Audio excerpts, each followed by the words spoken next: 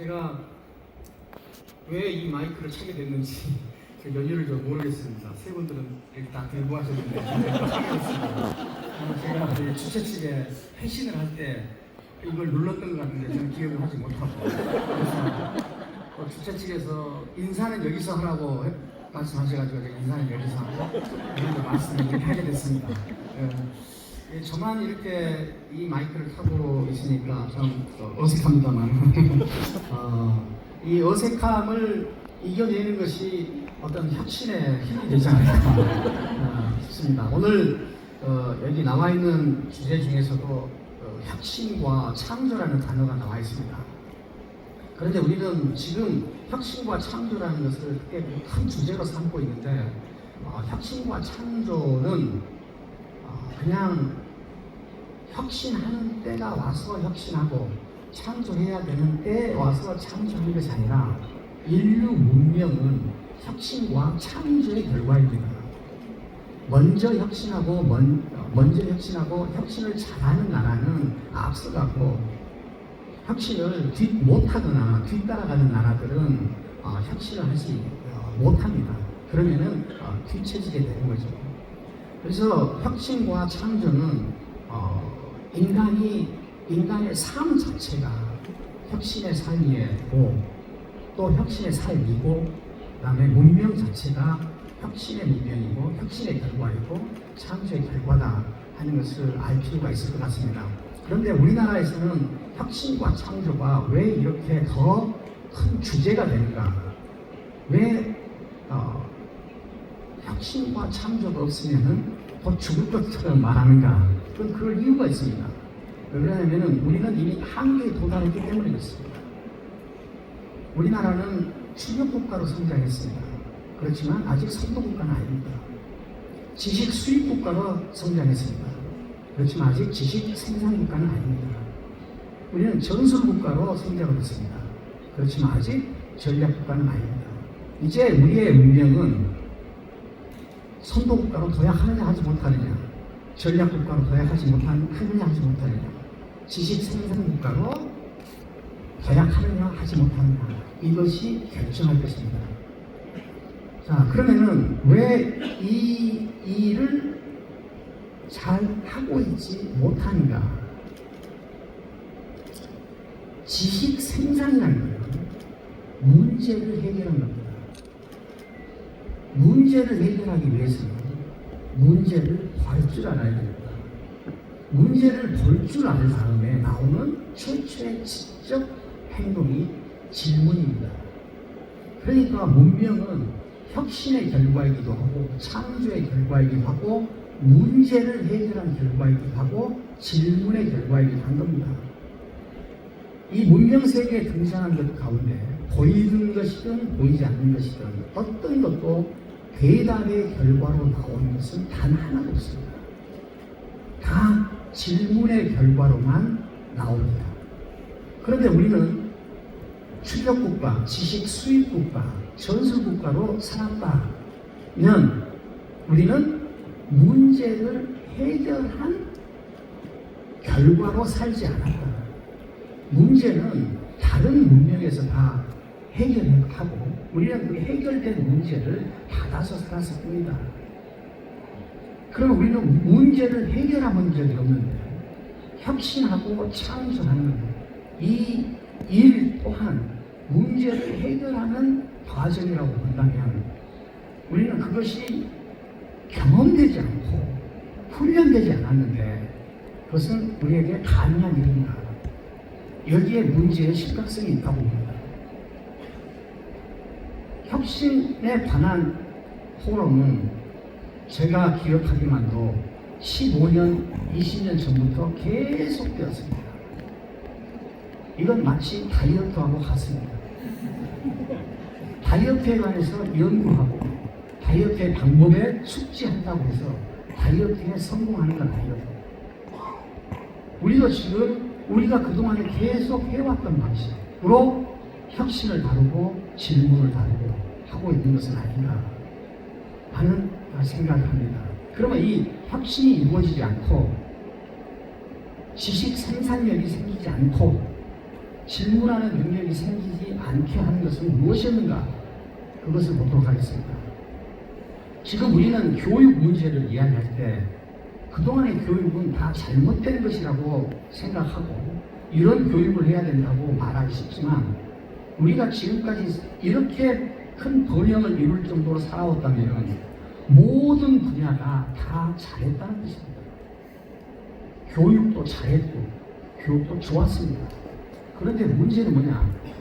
우리가 해왔던 그 교육으로는 앞으로 다가올 새로운 세계를 맞이할 수가 없고 그 다음에 우리가 한 단계 도약하는데도 어려움이 있기 때문에 문제가 있을 겁니다. 그동안에 다 잘했습니다. 그런데 우리를 잘 살게 해줬던 그 잘한 방법이 우리를 앞으로도 계속 잘 살게 해줄 것인가 하는 것에 의문이 있을 겁니다. 자, 교육에 대한 인식을 바꿔야 됩니다. 지금 교육은 사실 국가의 문제입니다. 개인의 문제가 아닙니다. 한 나라가 튼튼하게 서 있을 때 두 가지 기둥이 있습니다. 하나는 국방과 조세입니다. 국방과 조세로 그 나라는 튼튼하게 서 있습니다. 어떤 나라에서 국방과 조세에서 나락이 생기고 문제가 발생한다 하면은 그 나라는 갈 때까지 간 나라입니다. 국방과 조세는 그 나라를 지탱하는 두 기둥이자 마지막 기둥입니다. 이 국방과 조세라는 두 기둥 위에서 나라가 작동합니다. 돌아갑니다. 두 톱니바퀴로 돌아갑니다. 하나는 교육이고 다른 하나는 정치입니다. 정치와 교육이라는 톱니바퀴로 그 나라는 운영되고 작동합니다. 정치가 잘못된 정치로 보이십니까? 그거는 교육이 잘못됐기 때문에 그렇습니다. 정치의 실패가 아니라 근본적으로는 교육의 실패입니다. 산업이 잘못됩니다. 이것도 교육의 실패입니다. 교육이 정치의 인력을 모으는 거고 정치는 교육의 제도로 조정을 합니다. 그렇기 때문에 더 근본적으로는 교육입니다. 저는 이렇게 한번 말한 적이 있습니다. 국가는 무엇인가? 교육이 국가입니다. 그러면은 이 교육이 국가라는 인식을 한다 그 말은 뭐냐면 우선 한 나라는 교육을 가장 중요하게 다뤄야 됩니다. 교육을 빈부격차를 해소하는 용도로 사용해서도 안 되고 지역 균형 발전을 사용해서도 안 됩니다. 지역 균형 발전이 교육에 봉사하도록 해야 됩니다. 빈부격차 해소가 교육에 봉사하도록 해야 됩니다. 그런데 우리나라는 이것이 역전됐습니다. 교육보다 하위 개념에 있는 것을 살리기 위해서 교육을 이용합니다. 여기에서부터 큰 착오가 생깁니다. 그 큰 착오가 생기면 어떻게 되느냐? 교육이 힘을 잃습니다. 망가집니다. 지금 대한민국 교육에서는 가장 큰 문제가 제가 볼 때는 인재를 유입할 요인이 없다. 그 다음에 인재를 유출할 위험이 있다. 이것이 가장 큰 문제입니다. 자, 교육이 가장 중요하다는 걸 알아야 됩니다. 그 다음에 하나는 질문하는 인재는 우리는 교육에서 무엇을 알게 해주려고만 하지 알고 싶어 하는 마음을 키워주지 않습니다. 무엇을 알게 해주는 방식으로는 알고 싶어 하는 마음을 키울 수가 없고 알고 싶어 하는 마음을 키우지 않으면 세상을 궁금해하거나 호기심을 발휘할 수가 없습니다. 질문이 나오지 않습니다. 그리고 이 세계의 이 모든 인간은 질문을 한다. 그 말은 무슨 뜻이냐? 자기한테 있는 원초적 반응 능력을 가졌다는 거예요. 그래서 저는 아무도 내 말을 듣지 않지만 한 가지 제안을 한다면, 인간은 학교에 들어가기 전까지는 문자를 가르치면 안 돼요. 모든 사람이 공유하는 문자를 가르치면 안 돼요. 유치원 때는 자기만의 원초적 반응 능력, 원초적 전략을 세우는데 쓰게 해야 됩니다. 그 다음에 하나는 지덕체가 아닙니다. 체덕지입니다. 운동을 시켜야 됩니다. 체육 시간에 수학을 하시고 영어 가르치는 소탕 되십니다. 질문하는 인간은 우리는 독립적 주체라고 합니다. 자기가 자기로 되어 있는 사람, 자기가 자기로 되어 있는 사람은 운동으로 만들어질 수 있습니다. 제가 시간을 좀 한 1분만 더 쓰겠습니다. 그 다음에 자녀를 절대 교육의 대상으로 하면 안 됩니다. 교육은 매우 전문적인 영역입니다. 부모들이 자기 감으로 자식을 교육시키려고 하면 안 됩니다.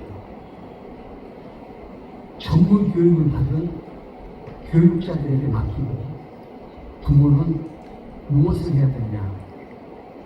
제가 어디 가서 강의를 하고 나면은 어떤 엄마들이 묻습니다. 그 내용을 자녀들에게 적용하려면 어떻게 됩니까? 그래서 내가 그랬어요. 묻습니다. 자녀가 몇 살입니까? 여러분 놀라지 마십시오. 4살이라는 자녀가 있어요. 자녀는 절대 교육의 대상이 아닙니다. 사랑의 대상입니다. 질문하는 인재를 만들어주고 행복하고 크고 푸른 인재를 원하시면 자녀를 교육시키지 마십시오. 우선 사랑하십시오. 사랑 없는 교육, 절대 자기 자신을 공부하는 인재로 성장할 수 없습니다. 감사합니다.